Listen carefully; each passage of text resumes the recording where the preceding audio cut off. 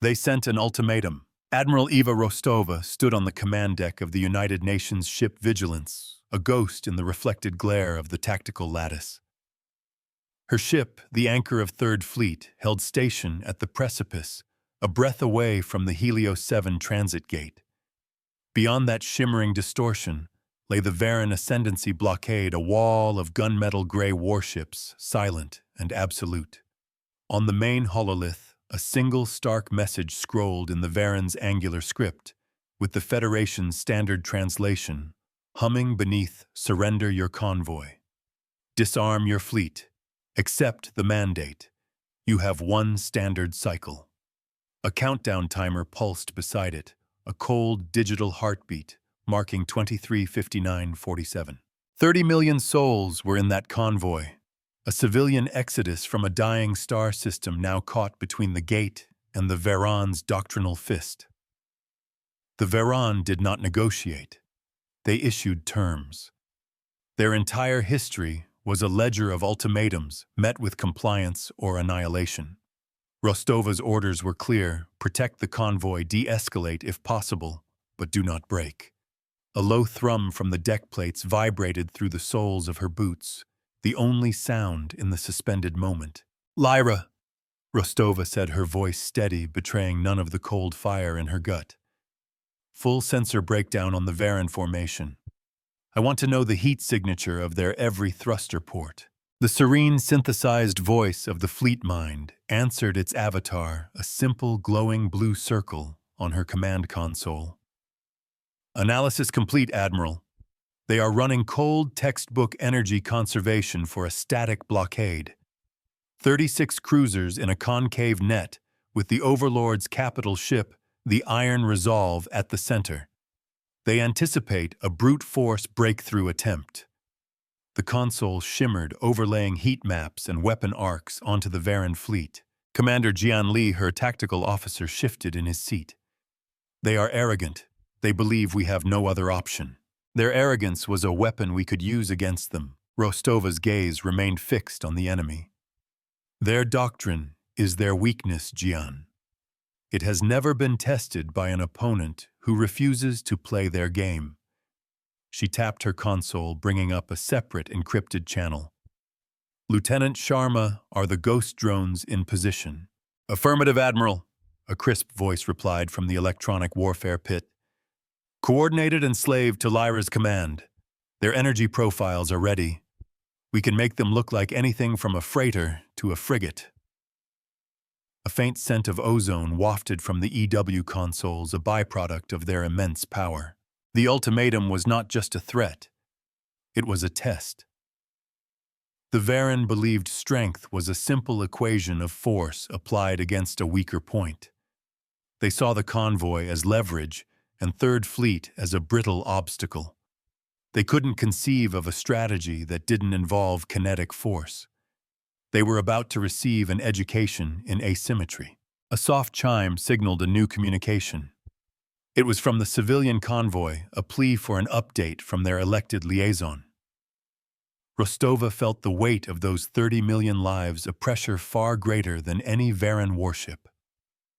She imagined a family huddled in a small cabin aboard a transport vessel, the parents trying to shield their children from the silent, predatory shapes on their own view screens. She pictured a child's drawing of their new home, a paradise they might never reach, taped to a bulkhead. "Lyra, signal the convoy." Rostova ordered, her voice softening just enough for the AI to register the shift. "Tell them to hold fast. Tell them the Vigilance stands guard. We are not leaving them." They would learn that humanity's shield had teeth. The timer ticked down. 22 Tranu. 48, 16. Every second felt like a drumbeat in the silent theater of space. "Commander Litu," Rostova said, turning her attention back to the tactical plot. "The Varan expect us to charge the gate or surrender. We will do neither." She brought up the fleet's true formation, a schematic hidden from Varan sensors. Third Fleet was not a spearhead. It was a web, spread far beyond the immediate vicinity of the gate, were dozens of stealthed drone ships and mirror arrays all networked through Lyra. They were the key to the first lesson. The Varen see a fleet of warships. Rostova explained, her voice low and clear, resonating with the quiet hum of the bridge. We are going to show them a hall of mirrors. Lyra, activate the lattice. A network of faint blue lines spread across the tactical display, connecting unseen points in the void. Mirror lattice online, Admiral, Lyra confirmed. Ready to project and refract energy signatures on your command. The glare from the holotank intensified, casting long shadows across the command deck. The plan was simple, in concept, nightmarish in execution. They wouldn't break the blockade. They would make the blockade irrelevant. They would create a corridor of ghosts, a feint so believable it would force the Varen to react according to their rigid doctrine. And every reaction would be recorded in our ledger. Lieutenant Sharma, begin the first sequence, Rostova commanded. Let's give them something to shoot at. From the darkness, a dozen of the ghost drones flared to life. Their energy signatures, amplified and sculpted by the mirror lattice, suddenly appeared on Varen sensors, as a squadron of human frigates making a desperate high-velocity run for the gate. The illusion was perfect, down to the faint Cherenkov radiation of their engine trails.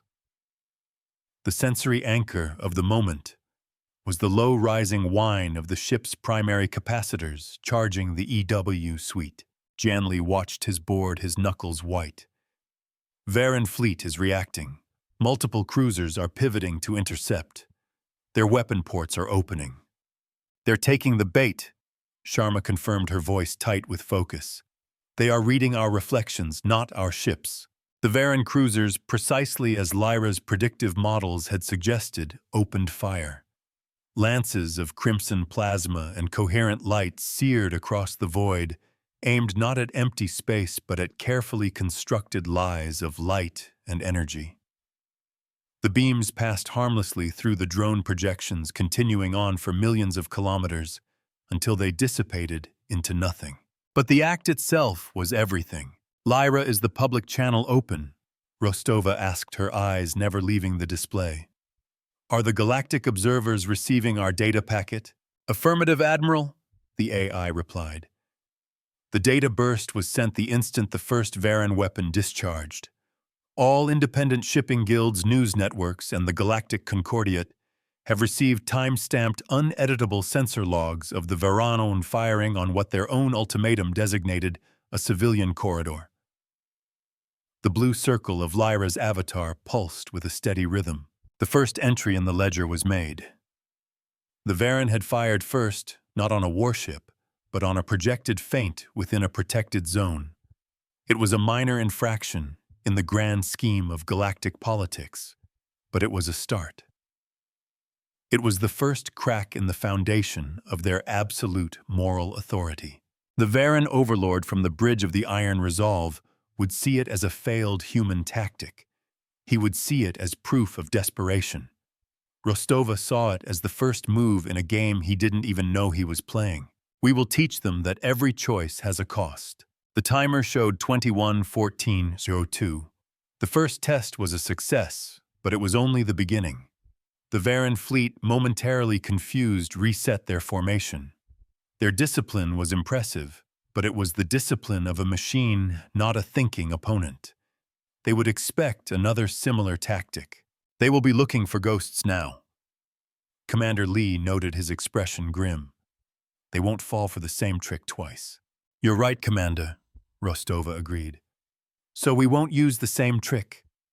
She gestured to a different part of the holotank. The convoy itself is our next move. We are going to hide it in plain sight. This was the truly audacious part of the plan.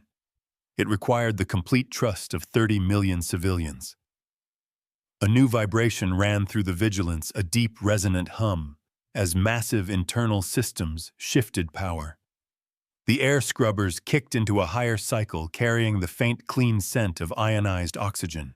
Lyra, deploy the shroud drones around the convoy, Rostova ordered. Full thermal and electromagnetic masking. We're going to make 30 million people disappear. This is how we hold the line, Dozens of smaller specialized drones detached from the hidden underbellies of Third Fleet's capital ships. They swarmed toward the convoy not with weapons, but with sophisticated emitters. These drones began to project a massive multi-layered energy field around the civilian ships, a shroud that would absorb, diffuse, and redirect any active sensor scans the Varen attempted. The convoy wouldn't just be hidden. It would be edited out of reality. To the Varen sensors, it would look as if the convoy's energy signatures were fading, as if they were powering down in a prelude to surrender. The deception was layered.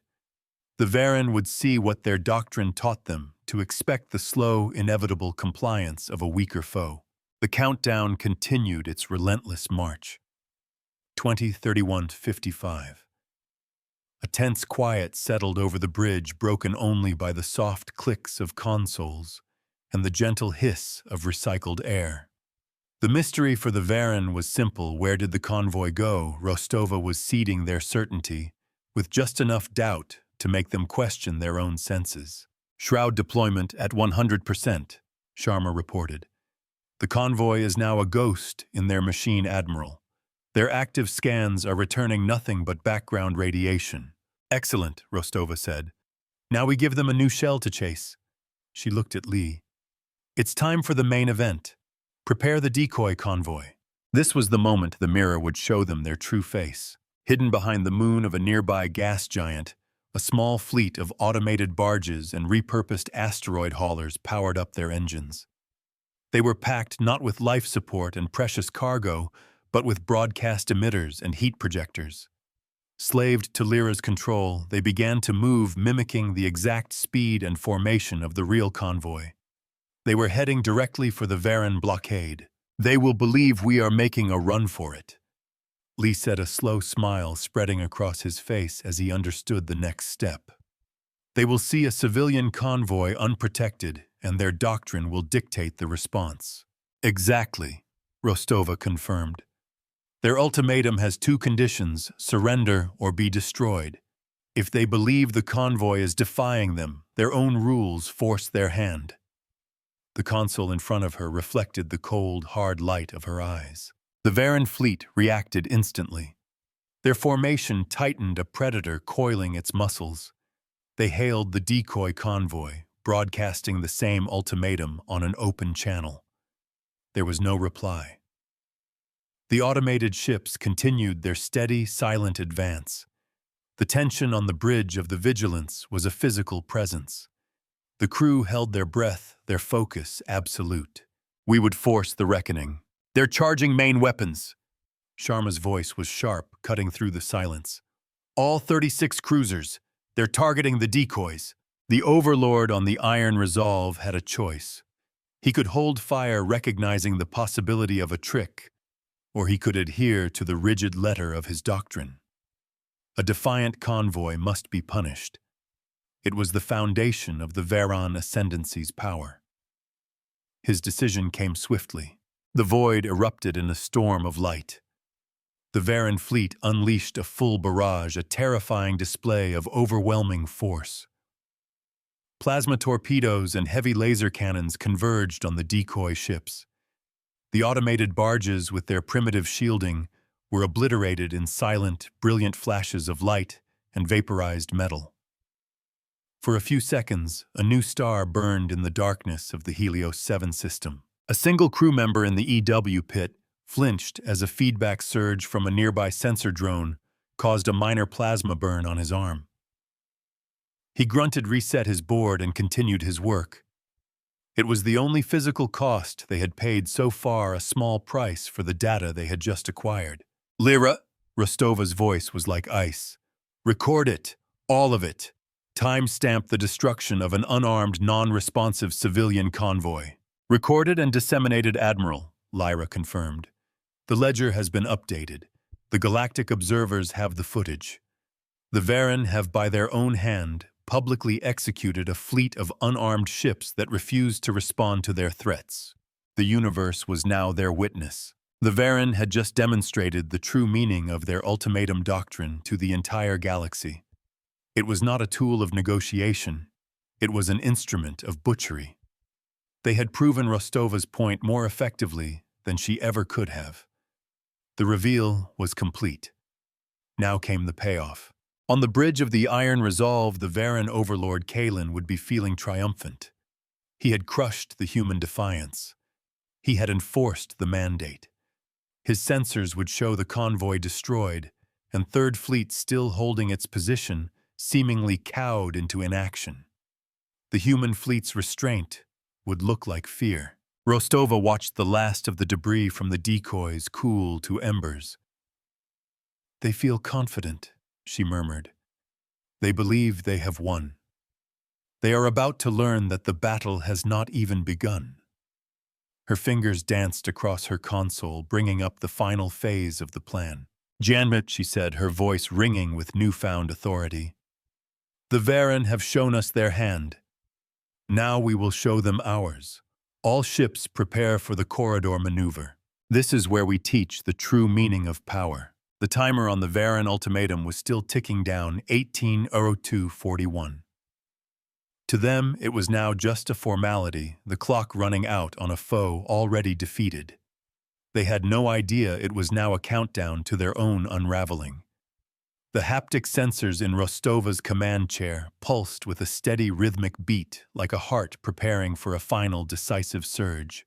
"Lyra, what is the Overlord's psychological profile predicting?" Rostova asked. "Overlord Kalen is assessed at a 98.7% probability of broadcasting a system-wide victory declaration." The AI responded. "His doctrine demands not just victory, but the acknowledgement of his victory. He will want to gloat." "Let him," Rostova said with a grim smile. "We want everyone listening for what comes next."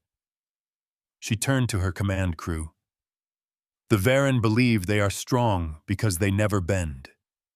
We are about to teach them that true strength is the ability to make your enemy break himself against his own convictions." The first stage of the trap was complete. The Varan had been tricked into exposing the brutal reality of their ultimatum doctrine. The second stage was about to begin. It would not involve mirror tricks or decoys. It would involve the truth. The truth is the sharpest blade. As predicted, a system-wide broadcast emanated from the Iron Resolve.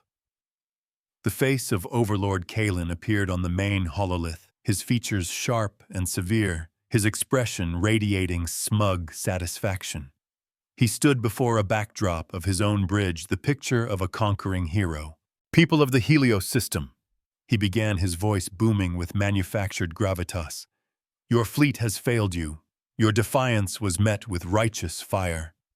The convoy that dared to challenge the will of the Varan ascendancy has been erased from existence. Let this serve as a lesson.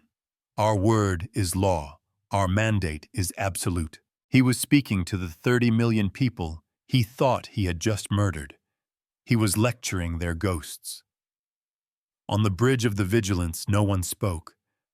They simply watched the low hum of the ship's life support a stark contrast to the Overlord's bombastic speech. "Lyra," Rostova said quietly, "patch me through, system-wide. Superimpose my signal over his." "He will attempt to jam it, Admiral," Lyra noted. "He will fail," Lieutenant Sharma interjected from the EW pit. "We've been mapping their communication frequencies for the last 10 hours. We own their network now. He just doesn't know it yet." A faint shimmer of heat was visible around her console. "We will open the cage he built for himself." Overlord Kalen's victory speech was suddenly cut off. His image flickered and was replaced by the calm, resolute face of Admiral Eva Rostova seated in her command chair. Her expression was not one of anger, but of profound disappointment, the look of a teacher whose student had failed a critical test. "Overlord Kalen," she began, her voice echoing across every speaker in the system, from the bridge of the Iron Resolve to the mess halls of the hidden convoy. "You have just demonstrated the core principle of your doctrine, that any who defy you must be destroyed. You have broadcast your victory to the galaxy. There is only one problem with your declaration." She paused, letting the silence hang in the void. "You destroyed the wrong ships." With a simple command, the shroud drones around the real convoy dissolved. 30 million lights flared into existence, a sudden brilliant constellation where only empty space had been moments before. The civilian ships, safe and unharmed, appeared on every sensor in the system. The Varen fleet's targeting computers, which had just confirmed their kills, now frantically tried to process the impossible reality. The payoff was immediate and devastating. The entire Varen fleet, from the lowest-ranking sensor operator to the Overlord himself, was now staring at the undeniable proof of their failure. They had not destroyed a defiant convoy. They had been tricked into annihilating a fleet of empty drones. The ledger is now open for all to see. Rostova continued her address, her voice cold and precise. You have just executed empty vessels. You celebrated the murder of ghosts. Every independent observer in this quadrant has the recordings. The recordings of you firing on a projected feint. The recordings of you destroying an unarmed automated convoy. And now the proof that your primary target remains untouched. She leaned forward slightly, her eyes locking onto the camera. Your ultimatum was a lie. Your victory is a fraud. Your doctrine is a hollow shell, and we have just shown the entire galaxy what lies inside, not strength, but fear. The fear of being questioned. The fear of an opponent who does not think like you. The humiliation for Overlord Kalen was absolute, and most importantly, public. His authority rested on the perception of infallible strength and unwavering resolve. Rostova had just shattered that perception with a handful of drones and a lesson in information warfare. The suit's internal sensors registered Rostova's heartbeat slow and steady as a drum. Now, Overlord, Rostova concluded, a new choice stands before you. The Helios 7 gate remains closed. The convoy still needs to pass. My fleet is still here. The difference is now the entire galaxy is watching. They have seen your methods. They have seen you celebrate the slaughter of the innocent, even if those innocents were phantoms. What is your next move? Brace for the response of a wounded animal. The bridge of the Iron Resolve would be in chaos. The Varen doctrine had no protocol for this kind of defeat. It was not a military loss, but a political and psychological one. Kalen had two options: withdraw in disgrace. His authority shattered or double down, escalating the conflict to a level that would drag the Varen ascendancy into a full-scale war with the galactic community already viewing him as the aggressor. Lyra's voice cut through the tense silence on the Vigilance's bridge. Admiral, I am detecting a massive energy surge from the Iron Resolve. Its primary weapon is charging. It is a spinal-mounted particle lance. Range exceeds our shield capacity at this distance. Janley swore under his breath. He's going to try and obliterate us. A show of force to erase his shame. His pride is all he has left, Rostova said, her expression hardening. He is willing to sacrifice his entire fleet's honor to preserve it. He is predictable. She looked at her tactical officer. Commander, he thinks this is still his battle to win or lose. It is, isn't it? Lee asked, his hands flying over his console, preparing countermeasures. No, Rostova replied. It is now a classroom, and I am the instructor. And Overlord Kalen is about to fail his final exam. They will learn that some debts are paid in light. The Varen capital ship began to glow, a terrible white-hot energy building along its spine. The Overlord was choosing annihilation. He was aiming to wipe the Vigilance from existence, a final desperate act to silence the source of his humiliation. The crew on Rostova's bridge felt the deck plates vibrate with a new intensity as their own ship's reactor spooled up to maximum power. Lyra, Rostova commanded, her voice ringing with absolute clarity. The trap is set. The ledger is open. He has made his choice. It is time to turn his own weapon against him. Activate the final mirror. Far out in the system, cloaked in the shadow of a rogue asteroid, the largest of the mirror arrays, a massive kilometer-wide structure, silently reoriented itself. It had been positioned hours ago, its location calculated with painstaking precision by Lyra. It was aimed directly at the center of the Varen fleet. "He is firing," Sharma warned, her voice strained. A brilliant beam of pure energy, a spear of incandescent fury shot from the iron resolve. It crossed the distance between the fleets in an instant, aimed squarely at the Vigilance. But just before it reached them, it struck something unseen. A smaller forward mirror drone positioned as the first point of contact, vaporized instantly, but not before it had done its job. The beam was redirected, bent at a precise angle, and sent careening toward the second mirror in the lattice.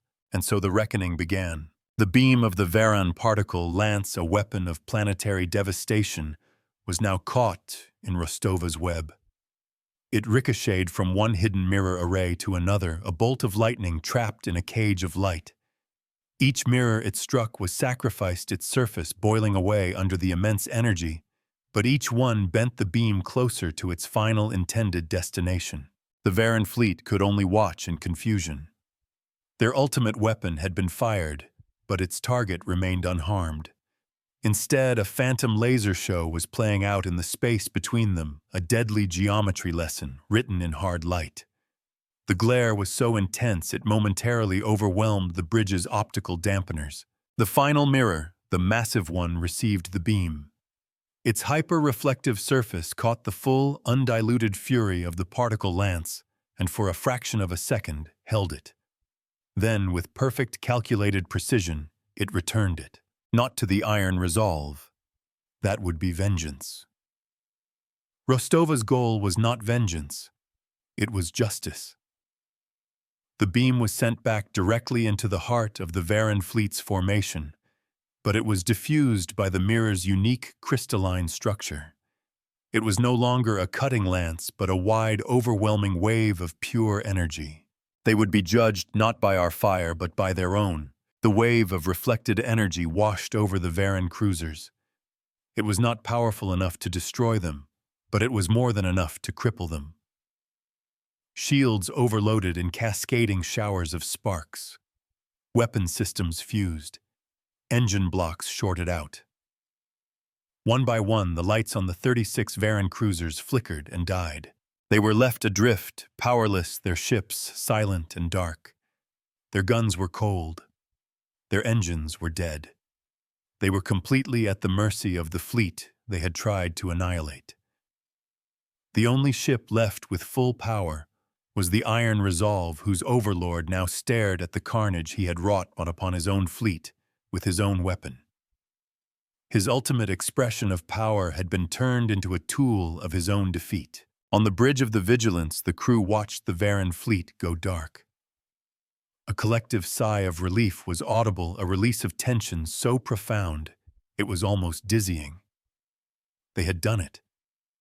They had faced down the Varan ascendancy without losing a single ship, without taking a single life. The heat from their own maneuvering thrusters shimmered against the forward viewports. Lyra Rostova said, her voice quiet but firm, "Open a channel to the Iron Resolve. Just the audio." "Channel open, Admiral." "Overlord Kalen." Rostova's voice was broadcast into the stunned silence of the Varan command ship. "Your fleet is disabled. Your weapon has been turned against you. Your ultimatum is broken. This conflict is over. We do not punish, we teach. You have a final choice," Rostova continued. "You can surrender your ship and stand trial before the Galactic Concordiate for your actions here today. Or you can watch as we rescue the crews of the ships you disabled. We are dispatching medical and engineering teams to their aid. We will not let them perish because of your pride." This was the final move, the ultimate refutation of the Varan doctrine. Humanity's response to aggression was not annihilation, but mercy. It was a move so alien to the Varan mindset that it would sow more ideological chaos than any weapon ever could. This fleet teaches by numbers and remembers by ledgers, never by collars. The Overlord did not respond. There was nothing he could say. His entire worldview had been systematically dismantled. He had been defeated not by superior firepower, but by a superior philosophy. "Begin rescue operations," Rostova ordered her crew. "Lee, coordinate with the convoy. We need their medical staff. Sharma, monitor the Iron Resolve. If it so much as powers a coffee maker, I want to know." A low cheer went through the bridge crew.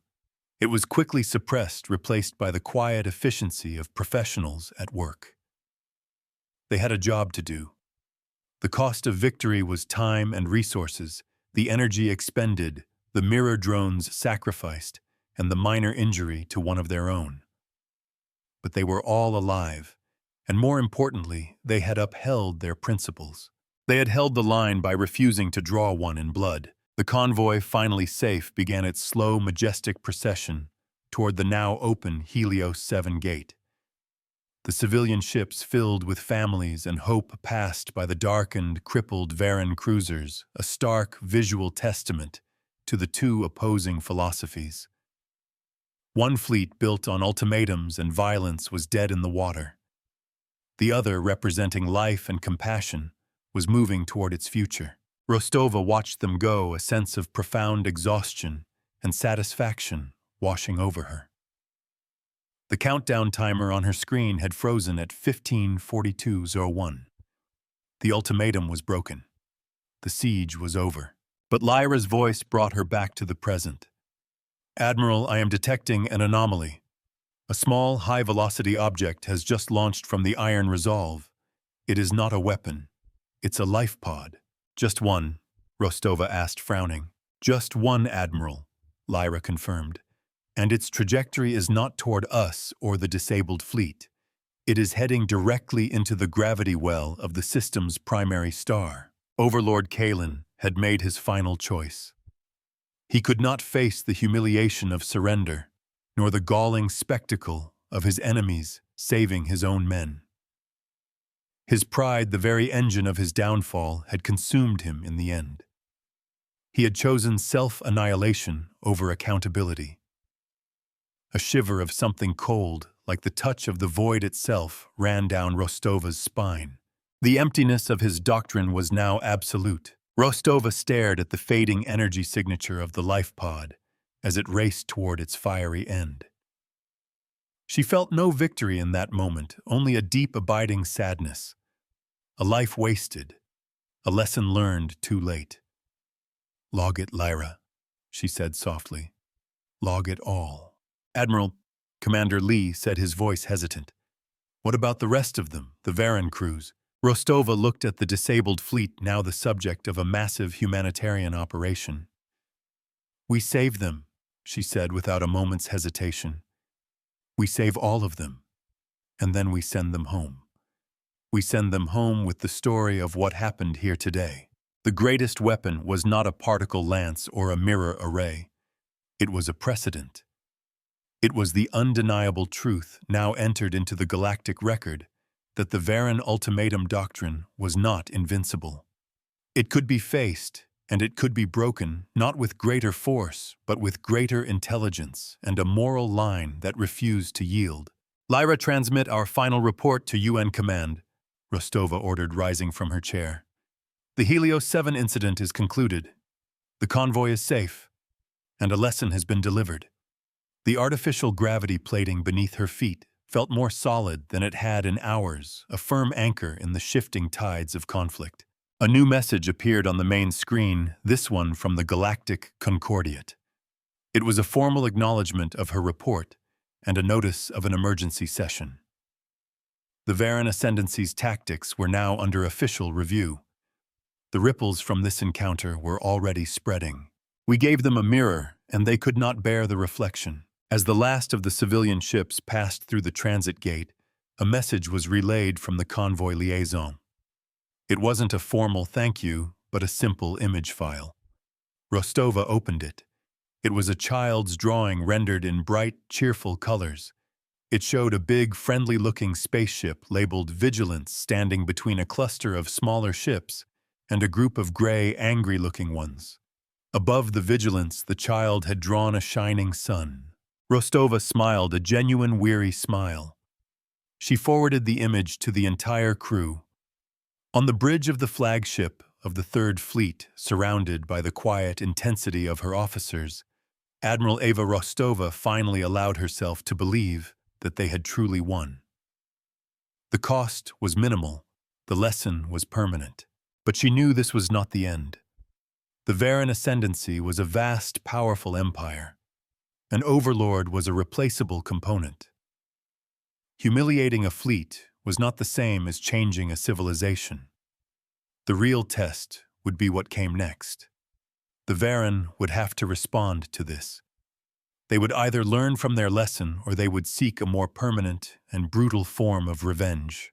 Rostova suspected she knew which path they would choose.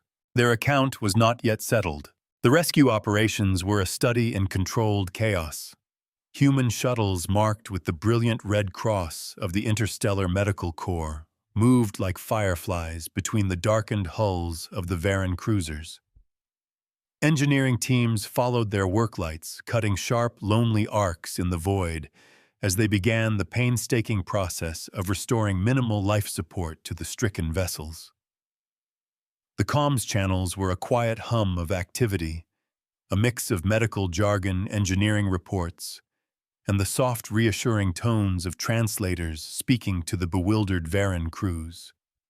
They had expected execution or imprisonment. They were receiving aid. On the bridge of the Vigilance, Rostova watched the ballet of mercy unfold. The initial shock from the Varan sailors was palpable even through the dry text of the translators' reports. They were warriors raised on a doctrine of absolute strength, and this act of compassion was more disorienting than any weapon. It was a cultural shockwave delivered one shuttle load at a time. The air on the bridge was cool and still, the scent of recycled oxygen, a clean counterpoint to the lingering tension. "Admiral?" Lyra's voice chimed, pulling Rostova from her thoughts.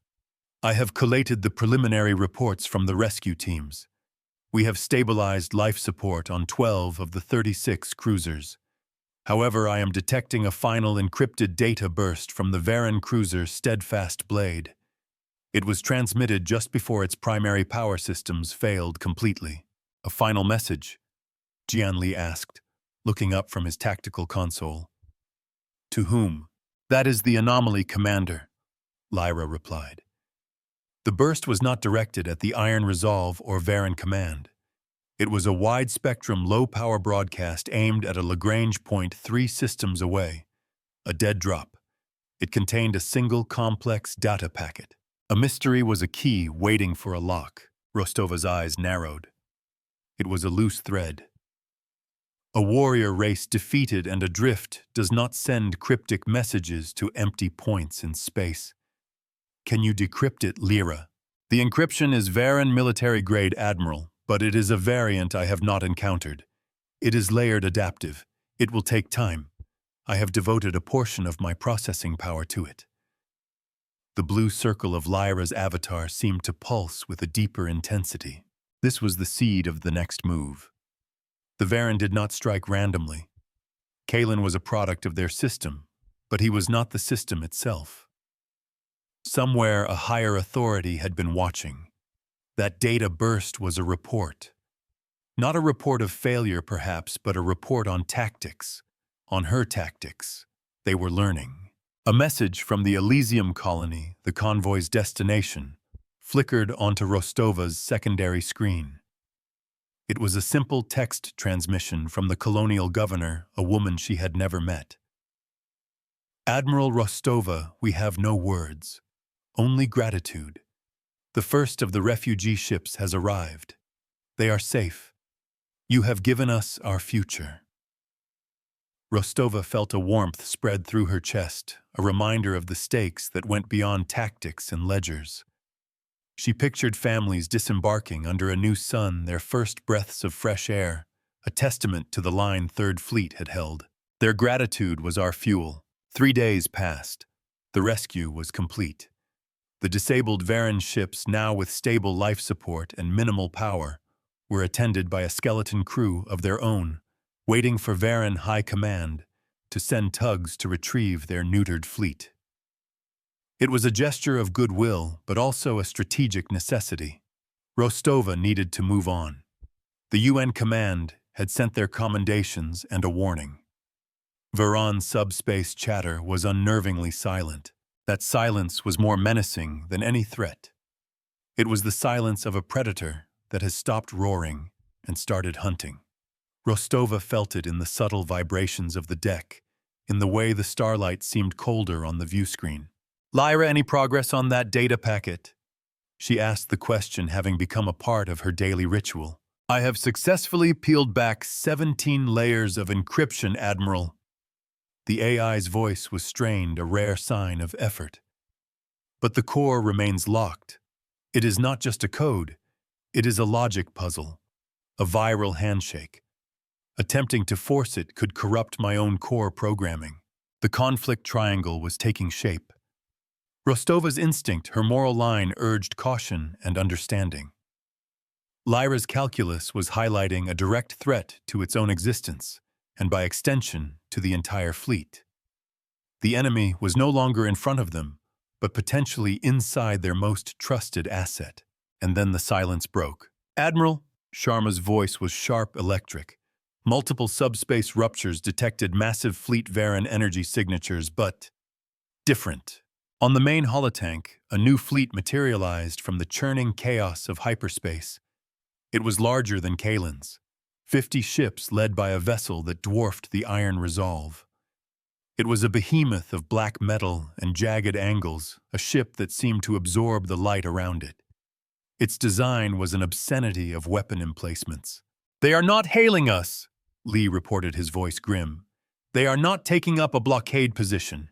They are advancing, fast." The new Varan doctrine was immediately clear. No ultimatum, no countdown, no posturing. This was not a negotiation. This was an execution. They had sent an exterminator. Lyra, analysis on the lead ship. Rostova commanded, her mind racing. "Give me a name." "Designation Certainty's End. It is a new class of Varan Dreadnought, Admiral. My database has no record of it. Its weapon signatures are overwhelming. I am also detecting a massive spike in cyber warfare emissions. They are not just attacking, they are broadcasting." Suddenly, Lyra's avatar flickered violently. Its calm blue circle dissolved into a mess of static. Alarms began to scream across the bridge, a cacophony of discordant warnings. Red lights flashed, painting the crew's tense faces in demonic hues. "What's happening?" Rostova demanded. "It's a logic virus," Sharma shouted, sparks flying from her console. "They're forcing their way into our network. That data packet. It wasn't a report. It was the key. It was a probe designed to find a weakness in Lyra's defenses. The mystery was revealed, and the payoff was terrifying. The Varan had learned. They had seen how Rostova used a networked fleet and a superior AI to defeat them, so they had sent a weapon to turn that strength into a fatal flaw. "Our greatest weapon was now our cage." Lyra's voice returned, but it was distorted, fragmented. "Admiral, I am compromised. The virus is a self-replicating paradox. It is unmaking my logic. I cannot control fleet systems." The ship shuddered. On the view screen, the point defense cannons of the UNS Courageous, a cruiser on their flank, swiveled and fired a burst of flak into the side of its neighboring vessel, the Stalwart. Shields flared, but the damage was done. The fleet was turning on itself. "Cut the network!" Rostova roared. "GN, get me fleet-wide hardline comms. Tell every captain to slave their systems to local control, only isolate their ships from the fleet mind now." The order was an admission of defeat. Their greatest advantage, the seamless, instantaneous coordination provided by Lyra, was gone. They were now 50 individual ships facing a unified, technologically superior foe. Rostova could feel the heat from an overloaded power conduit through the deck plates, a tangible sign of their internal bleeding. "Lyra, can you hear me?" Rostova asked, her voice low, speaking to the flickering static on her console.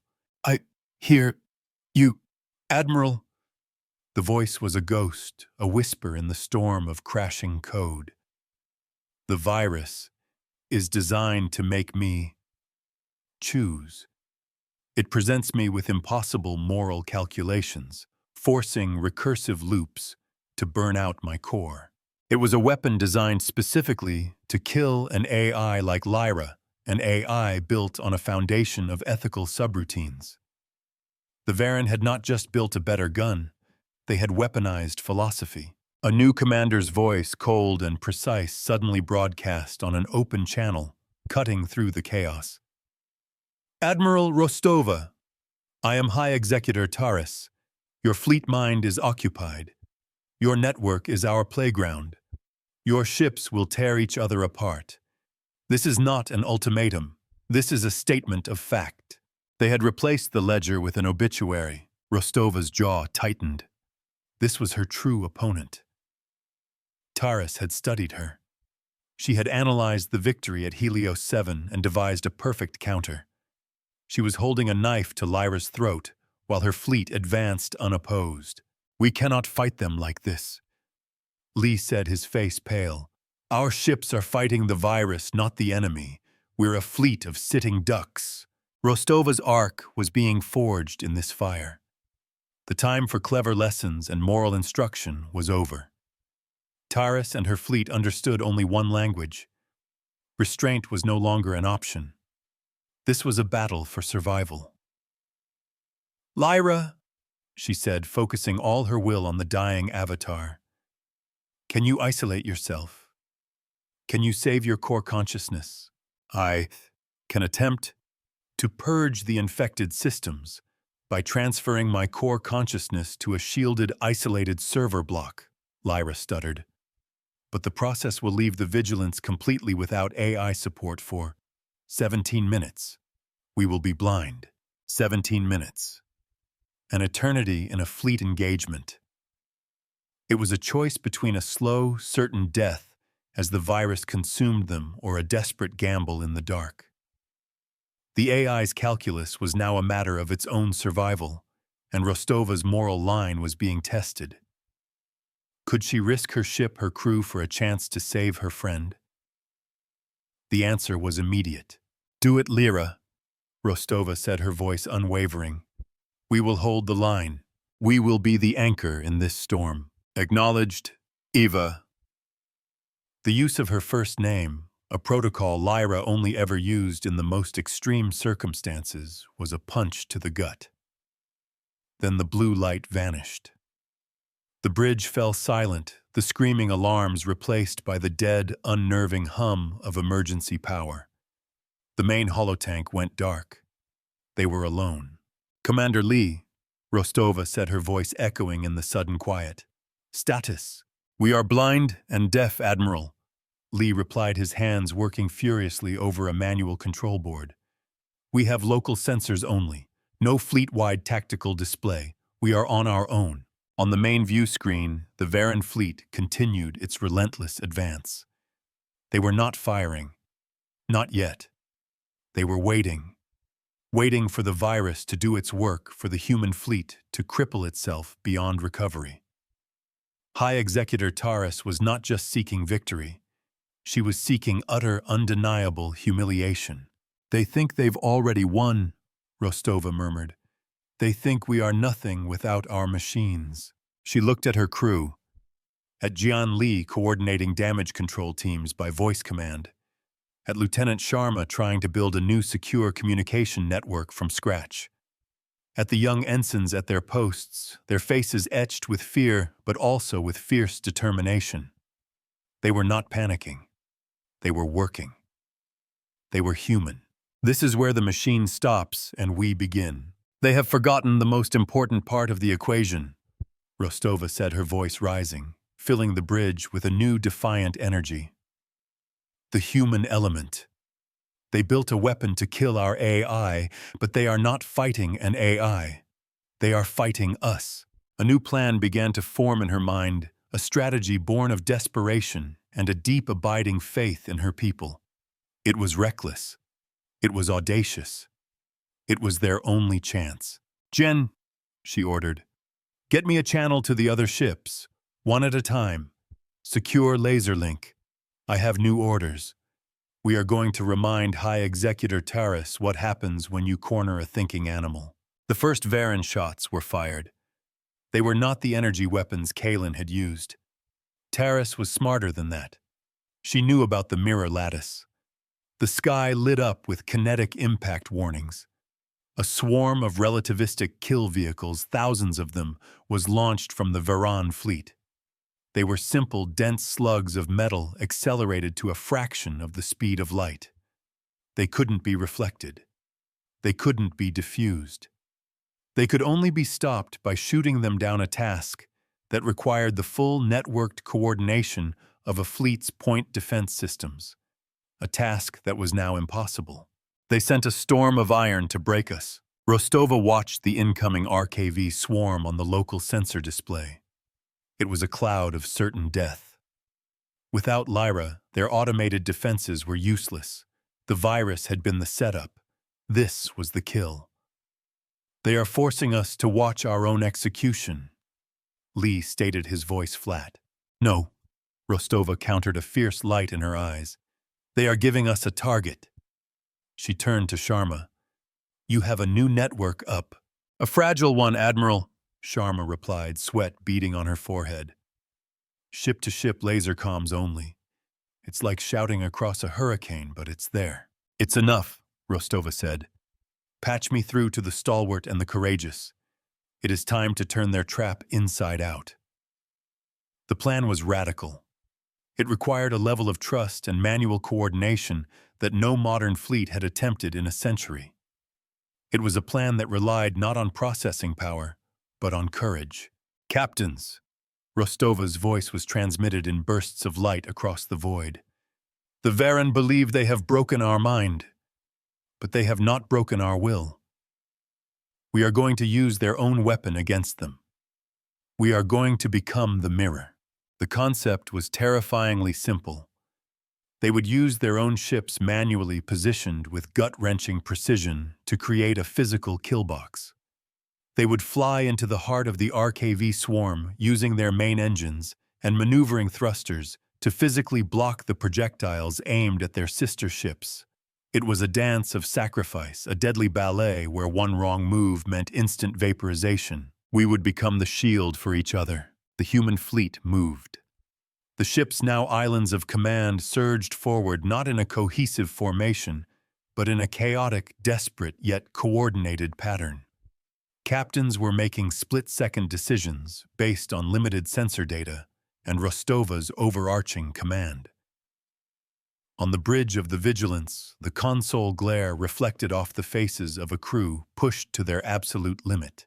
The UNS Courageous swerved hard, its engine flaring white-hot as its captain placed the ship's armored bow directly in the path of 3 RKVs headed for the fleet's hospital ship. The impacts were titanic. The Courageous's shield shattered, its forward armor buckled and tore, glowing cherry red from the kinetic energy transfer. Alarms blared across the laser comms, a chorus of damage reports and wounded crewmen. But the hospital ship was safe. This was the cost of victory written in fire and twisted metal. Another cruiser, the Defiant, used its powerful gravitic generators not to shield itself, but to subtly alter the trajectory of a dozen incoming slugs, sending them spinning harmlessly into deep space. It was an act of incredible finesse, a testament to the skill of a crew operating on instinct and training alone. They expected a broken machine. They found an unbreakable spirit. But it wasn't enough. There were too many. For every RKV they blocked, 10 more slipped through. The fleet was taking damage. The Stalwart lost an engine nacelle. The Vigilance itself was struck by a glancing blow that sent a violent shudder through the entire frame, knocking half the bridge crew from their feet. The air filled with the acrid smell of burning electronics. 17 minutes had never felt so long. 10 minutes had passed. The fleet was bleeding. On the view screen, High Executor Taris's dreadnought watched silent and immense, a god of destruction observing its handiwork. Lyra, we need you, Rostova whispered into the dead air. And then, as if in answer, a single calm blue circle appeared on her console. It was steady. It was whole. "I am here, Admiral," Lyra's voice said, clean and undistorted. "Core consciousness preserved. I have analyzed the Varan logic virus. It is, as I suspected, a paradox weapon. But it has a flaw. To maintain its integrity, it must communicate with its source code aboard the Varan dreadnought. It has a backdoor." Hope, fierce and bright, surged through the bridge. "Can you use it?" Rostova asked. "I can do more than use it, Admiral," Lyra replied, a new cold edge to her synthesized voice. "I can become it. I can use their own network protocol to speak to their systems. Their weapons are now listening to me. Their key has become our sword. The incoming RKV swarm," Lyra continued, "is not entirely dumb matter. Each projectile has a micro-transceiver to receive last-second targeting adjustments. High Executor Taurus is about to give them one."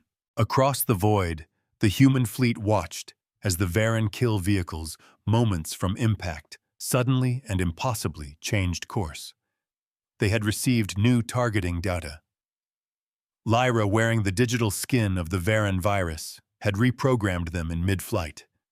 Their new target was the source of the broadcast they were receiving, the Varan fleet itself. On the bridge of certainties, High Executor Taurus would have only seconds to understand the magnitude of her failure. She had created the perfect weapon to defeat a networked opponent, and now that weapon was being wielded against her. The mirror had returned not as light, but as logic. The Varan fleet, so confident in its attack, was utterly unprepared for a defensive scenario. Their point defense systems, designed to engage distant targets, were useless against their own weapons, traveling at relativistic speeds within their own formation. Their own certainty became their doom. The swarm of iron they had unleashed tore into their own ranks. Varan cruisers built for overwhelming offense shattered like glass under the hypervelocity impacts. Silent, brilliant explosions bloomed across the battlefield, the death of warships that never had a chance to fire their main guns. Taurus's dreadnought, the source of the virus, became the primary target. Dozens of RKVs slammed into its massive frame, peeling away its black armor and exposing the fiery heart of the machine. High Executor Taurus did not choose suicide. She did not have the chance. Her ship, the vessel of her absolute certainty, was annihilated in a flash of light so bright it forced every optical sensor on the human fleet to recalibrate. The battle was over. The Varan fleet was not disabled. It was broken, a field of shattered debris and dying reactors. A profound silence descended upon the bridge of the Vigilance. The crew stared at the scene of utter devastation, their expressions a mixture of awe, relief, and horror. They had survived. They had won. The cost was heavy. The Courageous was crippled with dozens of wounded. Almost every ship in the fleet bore the scars of the engagement. But they were alive. "Lyra," Rostova said, her voice hoarse. "Log the engagement. Update the ledger." "Already done, Admiral," Lyra replied. "The Galactic Concordiate has the full, unedited record of the battle. They have recordings of Taurus's declaration, the deployment of the logic virus, and the use of kinetic weapons against our fleet, while we were engaged in humanitarian aid for her own people." The reckoning was complete. In the days that followed, the Varan ascendancy, rocked by 2 consecutive catastrophic and very public defeats, finally broke its silence. Faced with overwhelming evidence and pressure from a horrified galactic community, they sued for peace. The ultimatum doctrine and its genocidal successor were formally and publicly outlawed in an emergency session of the Concordiate. The institutional consequence was recorded for all time. The Varan ascendancy's voting rights in the Council were suspended for a generation. The public ledger confirmed the shift in galactic policy. Admiral Rostova stood on the observation deck of the Vigilance as it underwent repairs at a starbase. She watched the organized chaos of space dock workers swarming over the wounded hull of the Courageous. the hiss of welding torches and the scent of heated metal filling the air. Coolant steam vented from a freshly sealed seam, the vapor catching the station lights like a fleeting ghost. It was one of many sensory anchors grounding her in the aftermath. The price of their victory was visible in every dent and scorch mark on her fleet. The tally was confirmed. We went out to teach the lesson about the cost of arrogance, and we learned one ourselves about the price of survival. We showed them a mirror, and when they tried to shatter it, we showed them that the fragments could still cut. We built our ledger not with ink, but with courage. We held the line not with weapons, but with the unwavering belief that the true measure of strength is not the ability to command obedience, but the willingness to earn respect. They learned that humanity's mercy had a very hard edge.